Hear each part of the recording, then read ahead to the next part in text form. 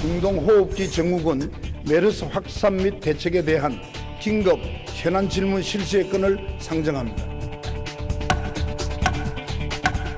메르스 사태가 이렇게 심각하게 된 것은 정부의 초기 대응이 미흡했기 때문입니다.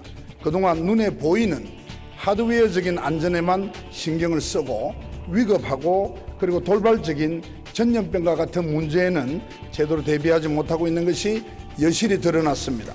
이런 급성 유행성 전염 질환에 대한 기본 매뉴얼을 하루빨리 재정비해서 긴급 초기 조처가 지연되지 않을 수 있는 그런 대응 시스템을 근본부터 바로 잡아야 할 것입니다.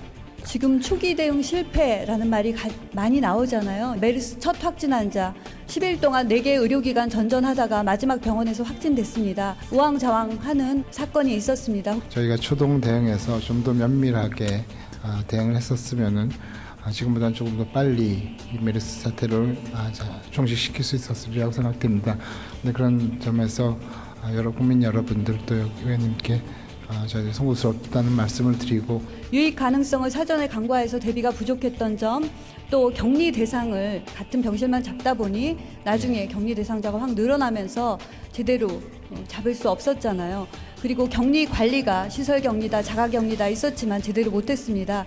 늦게서야 1:1 모니터링 하겠다고 했지만 굉장히 너무 늦게 나왔잖아요. 확진 검사를 늦게나마 민간에, 대학병원에 내리고 또 지자체에 또 일부 공유하고 하기로 한 것은 다양한 일이라고 생각을 합니다. 복지부와 지자체가 함께 협력하면서 정확한 검사가 되도록 계속 관리하고 협력하시기 바랍니다. 현재 메르스에 대한 경보 수준은 아직도 주의 단계입니다. 지역 감염이 발생하는 순간 메르스는 통제 불능에 빠지게 됩니다. 그 이전에 경보 수준을 격상하고 범정부적으로 대응해 나서야 합니다. 현재 주의 단계로 이렇게 저희가 들고 있습니다만은 실제로 저희가 지금 취하는 조치들은 경계 단계 조치들을 취하고 있습니다. 아직은 이제 지역사회라기보다는 의료기관 내 감염이 지금 주요 요원 100% 지금 나와 있기 때문에 경계 단계로 격상하지 않았습니다만은 항상 준비를 하면서 언제든지 경계 단계로 필요시 격상할 수 있도록 이렇게 대처를 하도록 하겠습니다. 현재 국가지정 입원 치료 병상이 보유하고 있는 음압병 병상은 104개로 지금 속도로 보면 머지않아 음압병상이 부족할 것으로 예측됩니다. 장관 대책이 뭡니까? 저희가 지역 거점 병원들, 민간 병원들에게 협조를 구해서 지금 격리병상도 확보를 추가를 하고자 합니다. 민간에 지금 사용 가능한 격리병상이 한 100개 정도가 가능한 것으로 또 추가로 파악하고 있습니다. 저도 평택 성모병원을 방문을 했습니다. 그래서 119에 수십 차례 전화를 했는데 전화가 안 돼요. 그래서 보건복지부 관계자한테 부탁을 해서 자진 신고를 했습니다. 하루에 2번씩 전화 문의를 받는 능동 감시자로 제가 판정을 받았어요. 그런데 이틀 뒤에 보건소에서 전화가 옵니다. 자가격리하라고. 제가 자가격리합니까? 능동 감시자입니까, 장관님?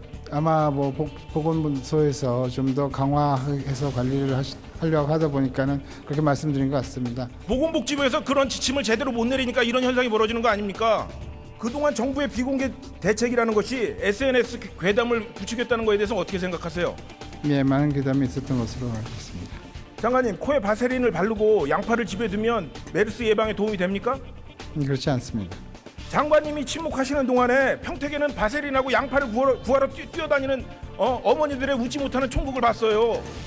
이게 평택 시민들이 무지해서 생긴 일입니까? 이런 상황이 생기면 감염 전파 외에도 사회적인 불안 심리가 조성이 돼요.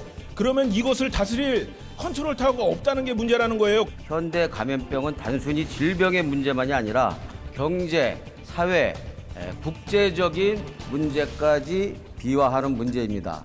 당장에 지금 관광업계와 음식업 그리고 영세 자영업자들이 직격탄을 맞고 있고 소비 위축으로 가뜩이나 어렵던 서민 경제가 더욱 어려워지고 있습니다. 가장 위생적이라고 믿어왔던 병원이 오히려 위생과 방역에 취약해 있었다는 것을 지금 단적으로 보여주고 있습니다. 그동안 크고 작은 감염이 알게 모르게 병원에서 많이 발생했을 것이라는 추정을 하지 않을 수가 없는 대목입니다. 예, 그 점에 대해서 충분히 공감을 하고 있고 이번 대책과 별도로 저희들 그런 대책들을 마련해서 추진하겠습니다. 이번 사태를 계기로 정부는 국민이 안심하고 병원에 갈 수 있도록 만들어야 한다는 점을 분명하게 요구합니다. 현재 이제 보건복지부에서 오늘 기점으로 유행이 좀 가라앉지 않나 조심스러운 전망은 하고 있는데 그렇다면 사전 예방 단계에서 이제는 치료 중심 단계의 정책으로 변화할 대비가 되어야 된다고 보는데 아직은 치료 중심으로 전환하기는 이르지 않는가 생각합니다. 왜냐하면은 지역사회 전체적으로 전파가 돼가지고 거기에서 통제가 안 될 경우에는 할 수 없이 치료 중심으로 전환을 해야 된다고 알고 있습니다. 하지만 현재는 병원 내에서 지금 국한돼서 발생하는 현상이기 때문에 현재로서는 이것을 차단하는 데 더 중점을 두고자 합니다.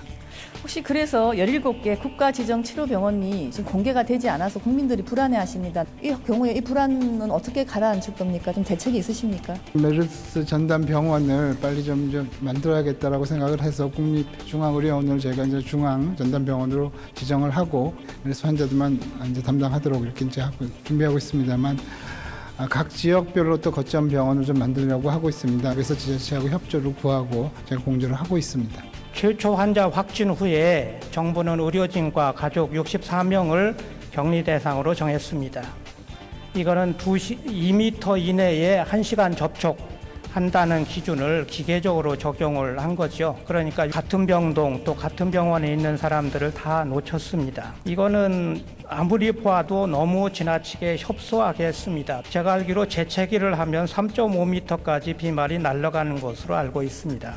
공기감염의 가능성이 없더라도 대처는 해야죠. 공기감염에 준하는 전파 경로의 가능성을 배제하지 않고 거기에 대해서 대비하는 거가 방역의 원칙이에요. 한 단계 나쁜 상황을 대비하고 방역을 해야 이게 막아지는데 이렇게 기준을 정하고 하니까 놓치는 거예요. 병원 명단을 공개했는데 그런 방법으로 진정되기는커녕 아무 문제도 해소되지 않습니다. 국민이 정말 알고 싶은 것은 나와 내 가족이 얼마나 위험에 처해 있나 그게 궁금한 겁니다. 그러니까 환자들이 어떻게 감염이 됐는지 그걸 알아야 피할 수 있지 않는 건가요? 그러니까 이 환자들의 시간대별 동선을 공개해야 됩니다. 그래야지 내가 그 시간대 그 버스를 탔어. 그 시간대 어느 음식점에 옆에 앉아 있었어. 이렇게 공개를 안 하면은 주위 음식점이라는데 그 근처 다 문 닫았어요. 지금 그런 현상이 벌어지고 있습니다. 이게 왜 그러냐? 정보 공개가 없기 때문에 다 불안에 떨고 있는 겁니다. 그리고 거점 병원도 알려줘야 됩니다. 자기가 기침을 하는데 어디로 가야 될지 모릅니다. 핫라인에 전화하면은 그냥 무조건 보건소로만 가라 그래요. 보건소도 거점 병원 모릅니다. 거점 병원 어디서 치료를 받을 수 있는지 그것도 공개해야 됩니다. 메르스 3차 감염 확산 막지 못하고 실패했지 않습니까? 보건복지부가 가지고 있는 감염병 위기관리 실무 매뉴얼과 표준 매뉴얼의 표입니다. 실무 매뉴얼에는 지금은 없어진 안전행정부, 소방방재청, 해양경찰청 그대로 명시되어 있습니다. 그런데 표준 매뉴얼에는 국민안전처로 나와 있어요.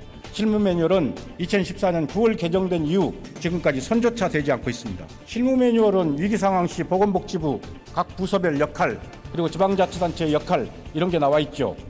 그리고 여기에 근거해서 훈련하고 이하 지침 만들고 그러는 거 아닙니까? 그런 점에서 제가 아예 지침이 없었다, 대비책이 없었다 이렇게 말씀드리는 거예요. 네, 제가 좀 소홀한 측면이 있었던 것 같습니다. 좀 더 챙겨서 빨리 업데이트를 해놨어야 된다고 생각합니다.